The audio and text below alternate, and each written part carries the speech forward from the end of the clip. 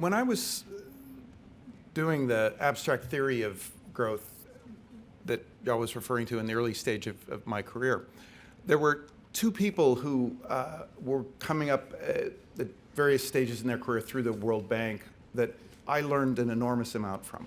One was Bill Easterly, who many of you know and who you'll hear from later today. The other was Lant Pritchett. And I wanted to start today with a story that Lant tells about development. He describes being on an evaluation team funded by the World Bank in a country in the developing world where they were evaluating a project that was trying to encourage women's self-help groups. And a woman they were interviewing asked the members of the team, "You're from countries that are so much richer than ours. Could you tell us about how you run your women's self-help groups?" And Lant looked around to the other members of the team, someone from the UK, someone from New Zealand, himself from the United States, someone from Germany. And none of the four of them knew if their countries had ever had women's self-help groups. They had never participated in one. They didn't know anything about women's self-help groups. And this prompted Lant to write that if you want to go into a developing country and tell people you should do X because X will be very important in helping you become as wealthy as the UK, Germany, the United States, New Zealand.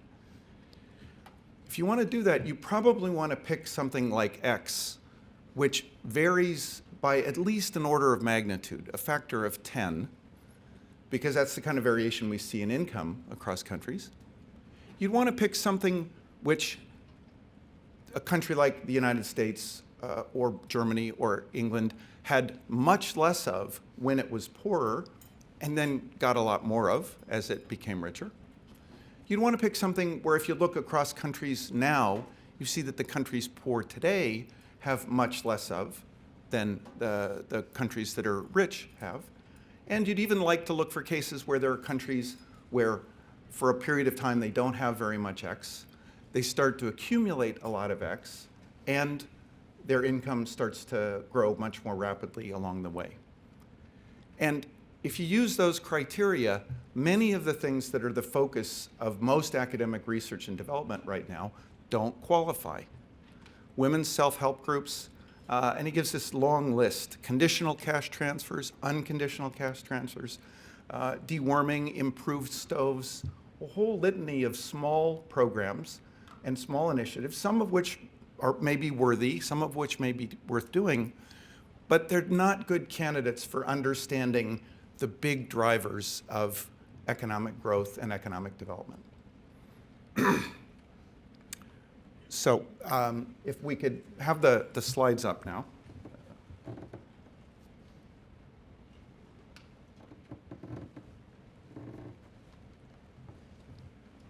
Okay.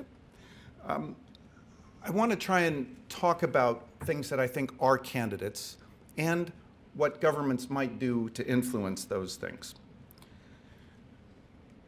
Now, perfect. So urbanization is the thing I will focus on most. This is a candidate to be one of these X variables. It's changed dramatically over time. It varies dramatically across countries. It's a very big development. But it's linked to other things that are comparable. Industrialization, and in particular in the early stages of development, employment in formal sector manufacturing activities is also something which is a big candidate for X. Human capital is, of course, is arguably the most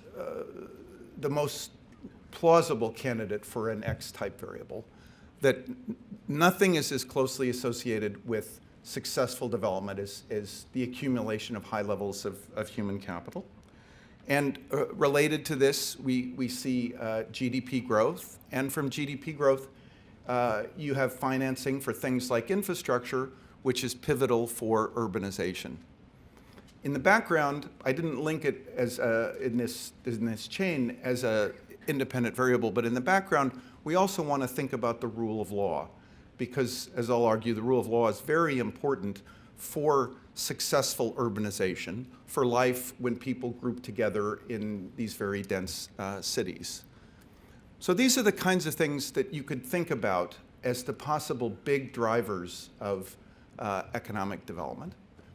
And the circular causal flow here that I've indicated with the arrows should make us pause to recognize that even if these are candidates for an X variable, this doesn't tell us necessarily where a government can most successfully intervene to speed up some kind of reinforcing process that can lead to very rapid growth.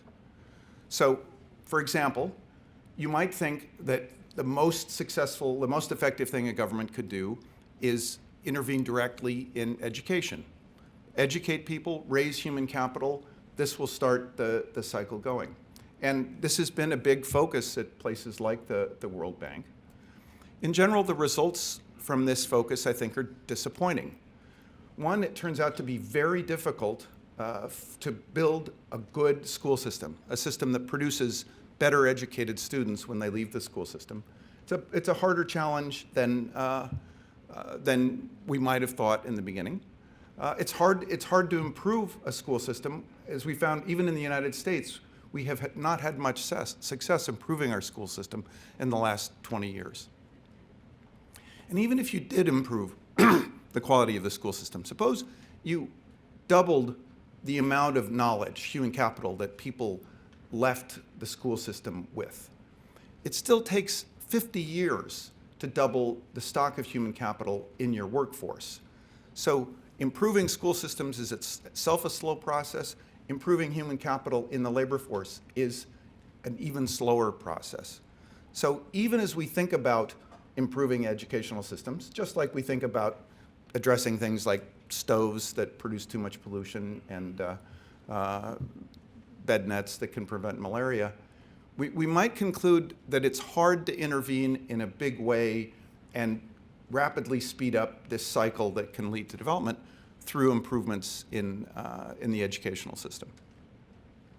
Now, the argument I want to make today is that where governments can be particularly influential, even governments that have relatively limited capacity, governments that can do relatively little in the early stages of development, the place where they can intervene effectively is through the process of urbanization.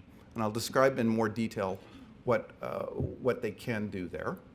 One of the things I'm going to try and persuade you of is that we don't have to wait for the financing for the infrastructure to make a difference in urbanization, and that the role of the government, its most important role, is not in the financing of infrastructure. There are very big numbers associated with the amount of infrastructure that will be required to accommodate all the people who want to move into urban areas. I'll talk about this in a minute. Those big numbers can sound very scary, and if we think that the government has to come up with the financing for that kind of infrastructure before anything else can happen in this causal chain, we're going to be stuck forever. Instead of waiting for Godot, it's going to be waiting for the infrastructure, and this cycle will never get going. So there's something governments can do that can speed this process up that's independent of and easier to accomplish than providing all the infrastructure. And I won't talk about this much more today, but you want to think about formal sector employment as something that produces human capital, perhaps even more effectively than education in many of these countries. Try this test if you don't believe me. Speak to a businessman in some country and describe two identical students, say twins, one of whom gets one more year of education in high school in their national system, the other of whom works for a year at Toyota. And then ask the business person, which of these two students would you rather hire as an employee? You won't be surprised to learn that there's an overwhelming preference for the student who went and did a year of work at Toyota. So think of employment in manufacturing as a way to raise skill, to teach people about working in teams, the basics of quality control, meeting a rigid quality threshold, working with supervisors, working with modern machinery, modern management methods. Think of manufacturing employment as something that provides very powerful skills for life in the modern world. And think of it as something, it's a kind of education which could be provided by the private sector and which could be available to all adults. And then you can see how some process which encourages urbanization, encourages manufacturing employment, and I'll come back and say why formal sector employment I think is so critical for this, and then speeds up the accumulation of GDP, helps you finance infrastructure, helps you finance a better school system, and can get this process going rapidly. Now, the last thing I'll say about this last point is that it takes a willingness to let the market function if you want to rely on this mechanism. People may be willing to go work in a formal sector job that will provide them better skills and better lifetime employment prospects. They may be willing to work at a very low wage. I mean, if you think of high school as a job where people get paid nothing, where we actually force people to go do a job where they get paid nothing, a tedious job, a job where you've got to raise your hand to go to the bathroom, then it's not unreasonable that we should say, well, if there's another job that someone would like to go pursue, perhaps at a relatively low starting wage, we should let them do that. So you need some tolerance for the market, some acceptance of low wages that let people get employed in the formal sector, because it can provide those benefits, perhaps even more valuable than the benefits from school. So the government has to tolerate that. And just as some schools are much better at providing skill than other schools, some jobs will be much better at providing human capital than other jobs. Formal sector jobs, on average, will expose people to better educated managers, more modern techniques, and will typically be better places to develop human capital.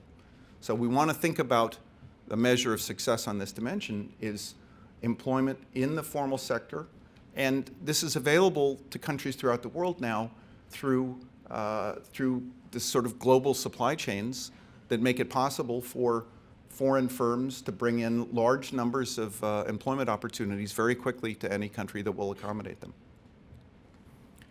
So what will it take to make this work? It will take urban hubs, typically with a coastal location, access to a port, that a foreign manufacturing firm can enter, employ large numbers of people, bring in inputs, and then export the outputs. So successful urbanization in the sense of that kind of city that is at least minimally functional in terms of logistics of the movement of people and goods, that's minimally safe. This will be a precondition for this process of bringing in foreign firms that can provide employment and provide skill. So what can the government do to encourage the urbanization that can make this possible? Now, before I answer that question, I want to talk about the scale of what we're looking at. If you just take the data on population in two regions defined by the UN, the more developed and less developed regions of the world.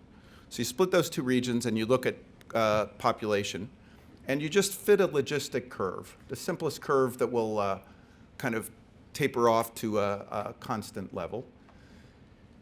If you estimate what the stable population is likely to be in the developed regions, it's around 1.3 billion. In the less developed regions, it'll be around 10 billion. So we can see how population growth will ultimately asymptote to something above 11 billion people. The dots here are the actual observations for these countries. The straight line is the predictions that come from a simple logistic. So if you take those population estimates and then link them to urbanization, where we can also look at the share of the population that lives in urban centers in these two different regions, From these two together, you can work out a prediction about the rate at which people will enter cities in the coming century. These two curves imply that we're near the peak in terms of millions of people per year who will move to urban areas, that this peak will be somewhere around 60, 70 million per year, and it will taper off over the course of the coming century. As this suggests, all of the action in this urbanization will be in the less developed regions of the world. The point that I want to make today is that the numbers here are very large. The implied change in urban residents in the developing world is about 5 billion people over the next 100 years. And that's more people than live in urban areas right now, substantially more. And if you multiply 5 billion by some estimate of what's the infrastructure cost per person, if you use $5,000, $10,000 per capita, you get to enormous numbers in terms of the infrastructure investment required. And as I said before, if you set that as a precondition before we can let this kind of reinforcing cycle work that could lead to all these benefits, you'll never get started. If you also think that aid is somehow the solution that breaks the logjam, gets you the infrastructure, if you just do the math, there's no conceivable amount of aid that will even show up as rounding error in the numbers that we're looking at here. So we can just set the whole discussion of aid aside and recognize that we're going to have a solution that doesn't make the investment in the infrastructure precondition for the benefits that we want to pursue here. Now, let me just talk briefly about why urbanization is a good thing. Historically, all countries that have become rich, so look at the log of income per capita on the horizontal axis, all countries that have become rich have also had big reductions in the share of their labor force that worked in agriculture. And initially, fast increases in the share of the population involved in manufacturing. Later, even faster, at the same time, increases in the service sector, and later, even faster increases in the service sector as manufacturing employment becomes a less prominent part of the economy. Both manufacturing and service sector employment are more productive in cities. Almost everything humans do is more productive in a well-run city. The only exceptions are things that intensively use land, like agriculture or, for example, minerals extraction. But the caveat here is that these things are more productive in a well-run city. And we have to think about what's the role of the government in encouraging the conditions that lead to well-run cities. The other argument I want to make to persuade you that urbanization is one of these big X variables we should look at involves looking at a scatter plot of the share of the population in urban areas against the log of income. In this case, I've got income on the vertical axis. This is a scatter plot for countries where we have data from 1955. Here, I've added the countries that the countries we have from 2010. And what we can do is look at the path that individual countries pursue as they make this general movement up and to the right. For example, we can look at India, which has recently been on a process where income is growing rapidly, but urbanization is actually not proceeding at a very rapid pace. Contrast that with Brazil, where we actually have rapid growth in urbanization. Both of these lines extend over this period, this 55-year period from 1955 to 2010. In Brazil, you have rapid growth in the urban share, but much lower growth in income per capita. The slope here is much flatter, and with log income, differences in slopes here lead to very big differences in income. So India is on a trajectory right now which would take it completely outside of the experience we've seen around the world in this process of urbanizing and becoming rich. Brazil is on a trajectory which could leave it very urbanized, but still relatively poor. If you look at China, if you think China is urbanizing too fast, that's not what the data suggest. It's actually on a trajectory that looks closer to the middle of this cluster. South Korea is also closer to the middle and proceeding over the same 55-year period much faster than China in terms of the amount of urbanization that's done and the growth in its income. So it's hard to argue from this data that China is either too urbanized for its level of income or getting income and getting urbanized too quickly. And finally, you can put in the United States, or we could have put in any other developed country, which is in the upper end of this cluster. It's growing more slowly because it's at the frontier. It can't take advantage of the kind of benefits of rapid catch-up growth that a country like China or South Korea can take advantage of. But it does suggest that if you want your country to end up looking like European countries, like North American countries, you need to be somewhere in this cluster that eventually takes you towards where the US is, rather than where India is headed or where Brazil is headed. So there are strategies that can try and lead to rapid growth without urbanization that, as in India, may soon reach a limit on how far they can go. There are strategies that can lead to rapid urbanization, as in Brazil, that didn't lead to the kind of reinforcing virtuous cycle that I described before. So the question here is, how can you urbanize effectively and get the kind of productivity advances and benefits that I'm arguing for in this story of circular causation? And keep in mind that getting urbanization right is not the only thing you have to do. You have to have the market economy. You have to make it attractive for firms to come in. You have to let people go take jobs that they want to take, even if it's initially at low wages. Now, what can go wrong in the process of urbanization? What's wrong with just saying let the market handle it? This is a line drawing that my colleague Solly Angel did of a 60 square kilometer section of Bangkok.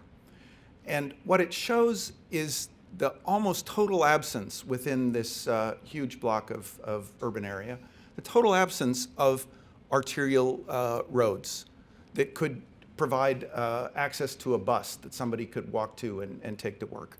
They could also provide the backbone for a sewer system or a water system, electrical wires that you bury, fiber optic cables.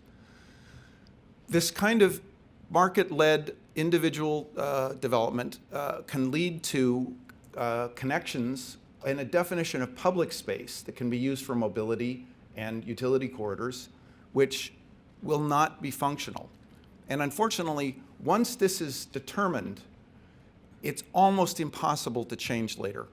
This part of Thailand, or of Bangkok, is probably going to look like this forever. And this will mean that they'll never solve things like a traffic congestion problem that they suffer from in Bangkok, because there will never be enough public space for buses that somebody could walk to, a bus you could get to with less than with a half a kilometer walk and get to work.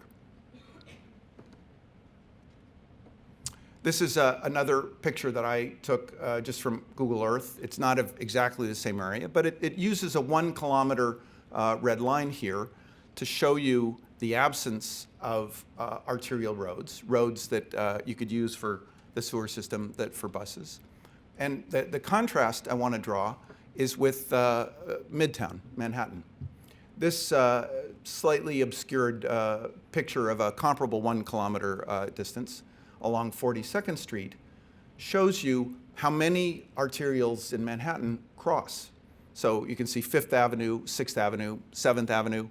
It extends even over to Madison Avenue. And I used this version of the Google Earth image to show that there are also a relatively dense set of skyscrapers along 42nd Street. Now, why is it that we ended up in Manhattan with this kind of much denser grid, and so many skyscrapers along 42nd Street? Why didn't we end up with something like the picture from Bangkok? The answer is relatively straightforward. Someone drew a map in 1811, and on that map drew streets and avenues that took around 100 years to build out here in Manhattan. On that map, this person drew a slightly wider version of 42nd Street. Said arbitrarily, this is going to be a wider street than the other streets. And I'll put in, again, this same red line. That decision made by somebody in 1811 at a time when no one had any idea what kind of vehicles we'd now be using on our streets, what kind of buildings we'd be building. That decision on that map led to coordination that led to more skyscrapers in Midtown around 42nd Street than in other parts of Manhattan. Now, this kind of plan did not absolutely determine the course of development in New York City. If you look at the right end of this 1 kilometer line, you'll see the area where Madison Avenue should be, which is not on the original map. This was added later because the property owners who had the blocks defined by this map decided that their property would be more valuable if they added more north-south arterials. So these maps can be a guideline that structure development, that coordinate people's plans, but they're not rigid legalistic documents that have to be adhered to forever once they're established. But in providing this coordination function, they avoid the kind of mistake that is illustrated by the picture from Bangkok, and they create the possibility of the much better outcome that we see in Midtown Manhattan.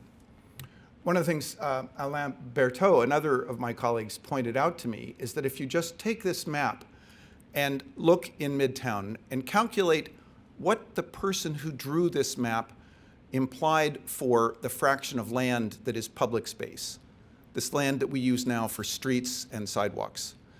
No parks here, just streets and sidewalks. 30% of the land was set aside in this map for that kind of public space. And if you look at a favela that develops informally according to a market-like mechanism, you can end up with as little as 5% of the land devoted to this public space.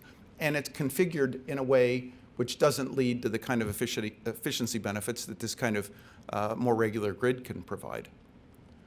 So that kind of decision about how much land is available for public space that can be used for mobility and utility corridors, that kind of decision is the kind of decision that only a government can make, and that if it makes it wisely, can have profound benefits centuries into the future. Now, the other point that's revealing about the history of the Commissioner's Plan in Manhattan and how it was developed was that when they determined the public space and the private space, they didn't try and build all the infrastructure, or they didn't build the infrastructure first, or take the land only when they were ready to spend on the infrastructure. So I said they spent nearly a century building out the grid, and in the early stages, there were times when these streets were just dirt roads. This is Fifth Avenue. They paid for the construction of these streets by levying charges on landowners, like the owner of this plot here. It was up to the landowner to, if they wanted the entire plot to be down at grade level, the landowner had to incur that cost to lower the land. So that they could use a financing mechanism that could pay for the leveling of the roads, ultimately the paving of the roads, the building of the sewer system. They could use a system that financed that on a just-in-time basis, that built it in a just-in-time basis, but they had the public space defined for the entire island as they did this work.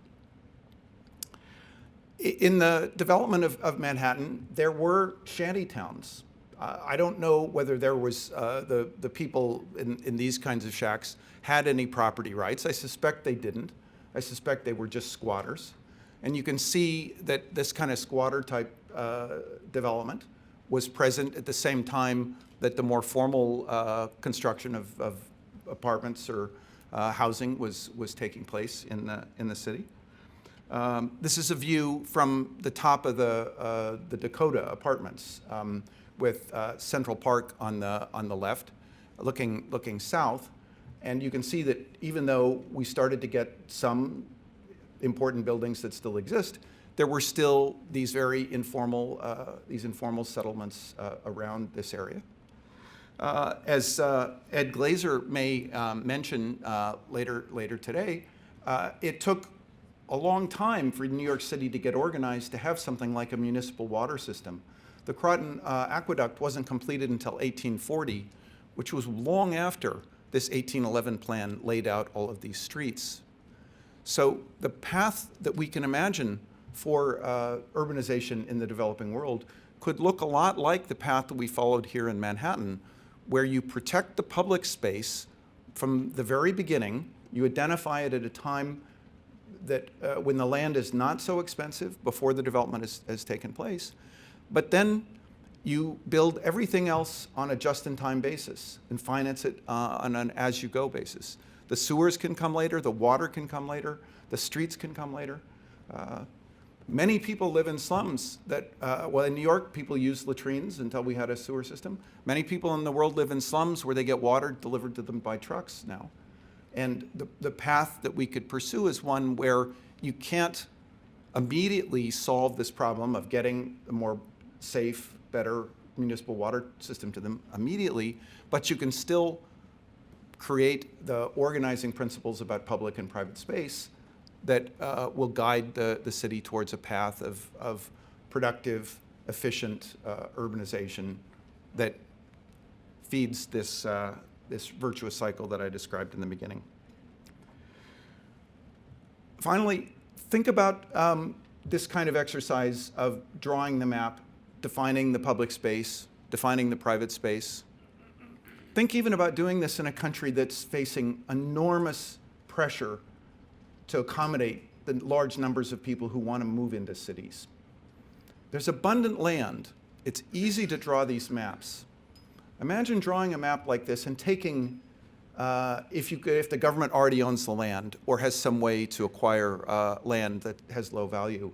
Imagine taking half of the private plots, the squares defined by this kind of grid, and putting those out available to people along the lines of something like the Homestead Act in the United States, that people can get access to a site to build a very modest accommodation for themselves if they live there and occupy it for some period of time. Suppose you did that with half of the super blocks defined by your grid. Suppose the other half you auctioned off to private developers to lead to the more formal kind of city development. You could accommodate large numbers of people who know how to build their housing. Poor people all over the world build their own housing as long as they have a place where they can do it. So you could accommodate large numbers of people who come into a city. You could immediately make this a place where an employer would know that there are a large number of potential employees who work there. You'll know that you'll be able to manage the basic logistics of transport in the area because of the definition of the streets. And let me come back finally to refer to the rule of law that I mentioned. Imagine that a government undertook a program like this, said, these will be the public spaces, these will be the private spaces. We may use some of the private spaces as access for the millions, the hundreds of millions of people who want to move into cities in some countries. What would it take to make this work? You have to not only have a surveyor and somebody who can draw a map, but you have to be able to enforce the basics of the law. That space that is for the benefit of the public cannot be taken and used for private benefit. A squatter can't build a shack in the middle of what's supposed to be a road. A private developer can't block a part of the road for his or her own development. So you need a government which will enforce the law in this minimalist sense that you don't let people privatize for their own benefit public resources. Now, if you do this in a context where there are places that people can go and build a shack, it will be easier to enforce. We see many instances around the world where governments can't enforce this notion that you can't take public space to build an accommodation for yourself. But these are all places where there's nowhere else to go for people who want to live in the city.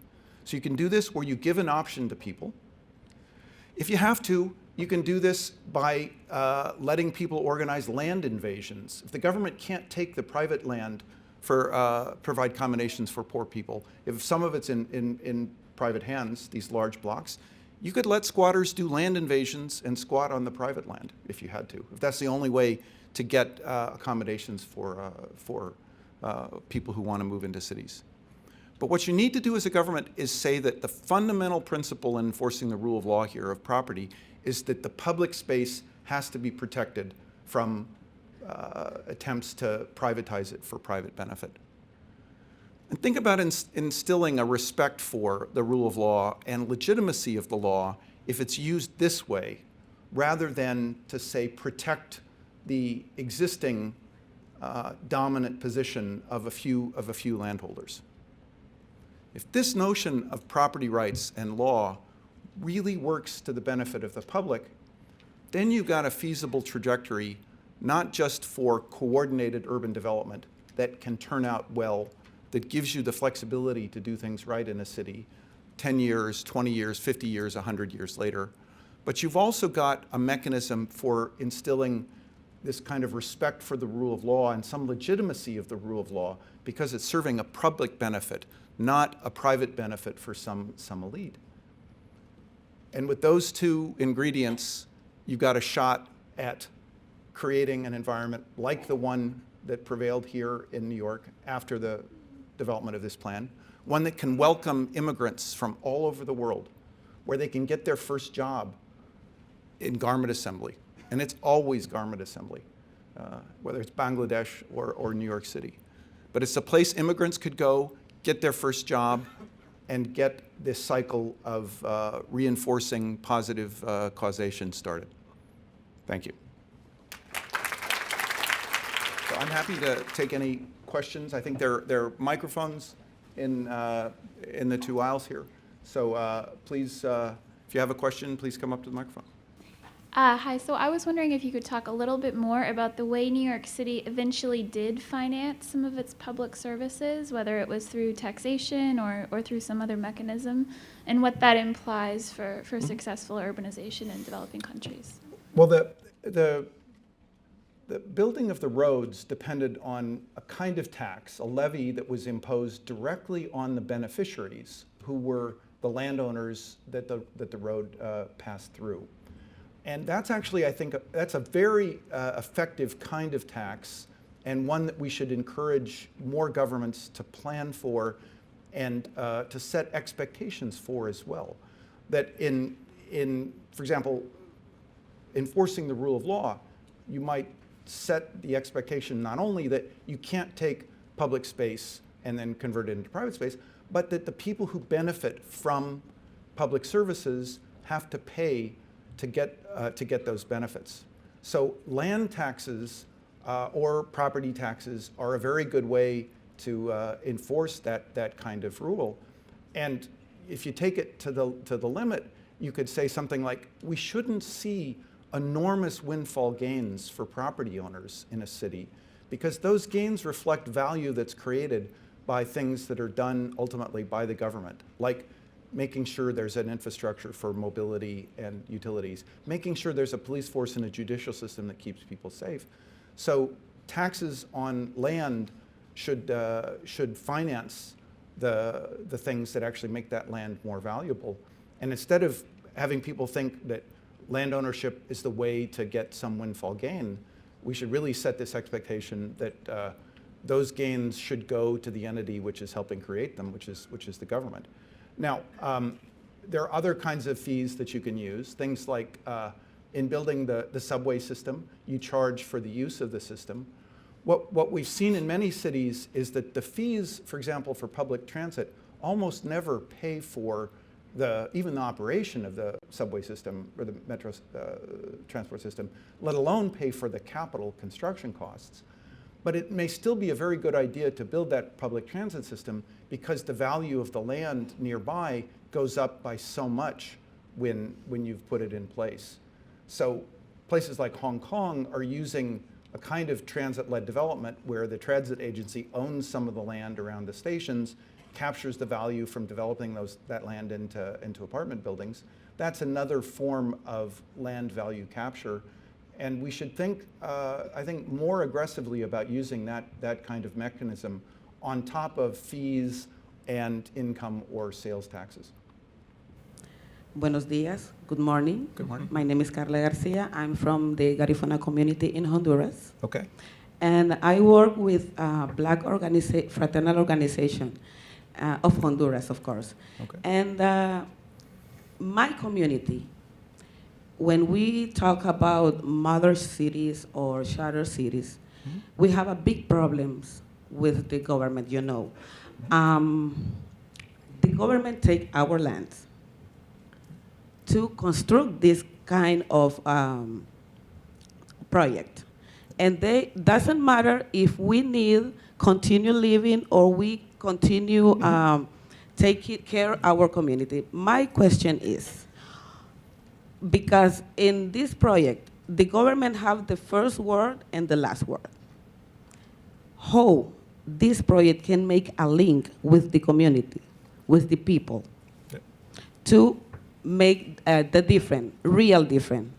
Or why the government don't ask the people in this kind of land, I'm sorry, I speak a little English, if they want this kind of project. Yeah. Thank you. Good. So the brief answer is that in defining public space, like the roads, or even in the broader notion of public space, defining a place that could be a city that people want to move to, the government will always have to, almost always have to deal with some people who have some claims to that land. They might have a legal title to the land, or they may have traditional use rights in that land. And there will always be some process of negotiation between what's best for the people who are already using that land, as opposed to what's best for all the people who could use it. It's just like the negotiation that had to take place in Manhattan between the large landowners on the island versus the large numbers of people who wanted to come.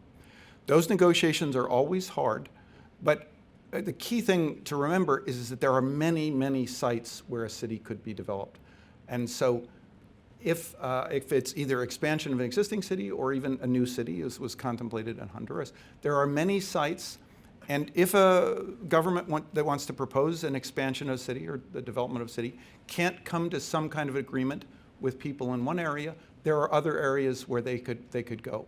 So that it doesn't take a kind of a steamroller process of imposing a public will on a large community that doesn't want something to create this kind of opportunity for expansion.